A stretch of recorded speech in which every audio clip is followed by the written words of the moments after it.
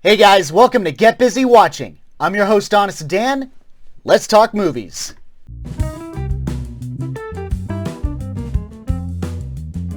Before we get to the review itself, let's talk about what this movie is based on. A book. ARTEMIS FOWL is a young adult fantasy novel written by Owen Colfer, I don't think I pronounced his name correctly, back in 2001, and would eventually go on to spawn a grand total of 8 books in the series. The stories are supposed to be about a child criminal mastermind, essentially the main villain, and the main protagonist is fairy captain Holly Short. As I understand it, the first book is basically Die Hard, but with fairies. I know there's more to it than that, but we're going to cut this short and say that the books were well received. Personally, I've never read them. So before seeing this, I had no idea what to expect. I guess I had slightly above meh expectations, mostly because this is one of the rare live-action Disney movies that isn't based on an animated film, and it's not a sequel of any kind either, so I guess I was kind of interested. But it's not like I saw many trailers, and I wasn't seeing a lot of buzz about it, so yeah. How'd this hold up to my fairly non-existent expectations? This is my honest opinion of ARTEMIS FOWL.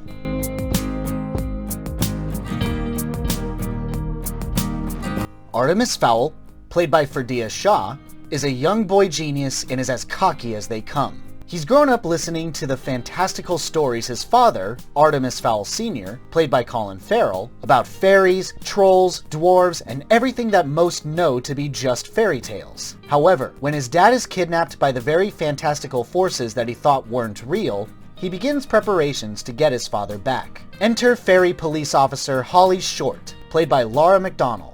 Having a troubled history of her own, Holly strays from her original mission in the human world in order to search for evidence to clear her family name, but is ultimately captured by Artemis and plans to use her to lure out the fairies. Dear God, what a terrible summary. No, it's not very good. I mean, I've seen worse, but let's just get into this with the many negatives. The primary problem that I had with the flick is that it's dull and boring.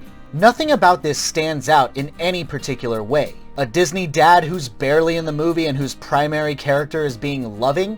Yeah, seen that. Every character is either generic or a fusion of similar character types. Artemis is the cocky boy genius who still has a good heart, Butler is the gruff, gentle giant badass, and the fusion character is Mulch Diggums, who is the gruff, cocky, gentle giant. Holly Short is the wide-eyed, got-something-to-prove nice character, Commander Root is the angry police captain, and Juliet is, she's black and has lines. Yeah, no offense to Tamara Smart, but every offense to Connor McPherson and or Hamish McColl, one or both of you are to blame. Juliet is friggin' useless. She's supposed to be yet another badass character, because we don't have enough of those in this movie, but who's supposed to rein in Artemis when he goes too far. At least I think. And what does she do to keep him anchored? What brilliant psychological tactic does she utilize to calm his burning temperament? She gives him a sandwich. One time!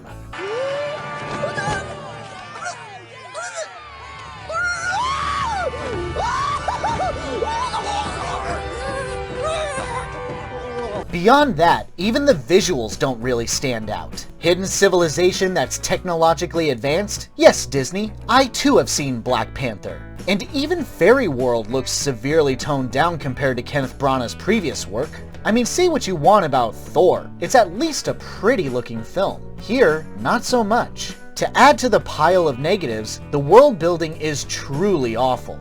As a result of the boring aesthetic of Fairy World, there's nothing about it that makes me want to explore it or know how it works.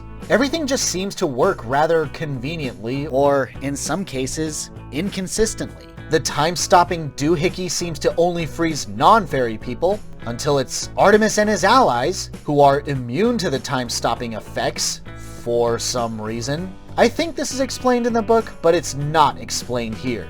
The script is awkward with some seriously cliched lines thrown in. Hell, the final 30 seconds practically hurt me with the amount of tropey dialogue being spewed. Actually, what cracked me up was how Artemis labeled himself as a criminal mastermind, even though he's literally done nothing all that criminal. At least, not by human standards. And tranquilizing a fairy, locking her in a makeshift cell, I'd say that's not the most masterfully executed plan. I'm a dumbass, and even I could come up with that. Just saying. Even some of the visuals are quite disturbing. Yeah, fuck that. Put him in the next Conjuring movie and he'll fit right the fuck in.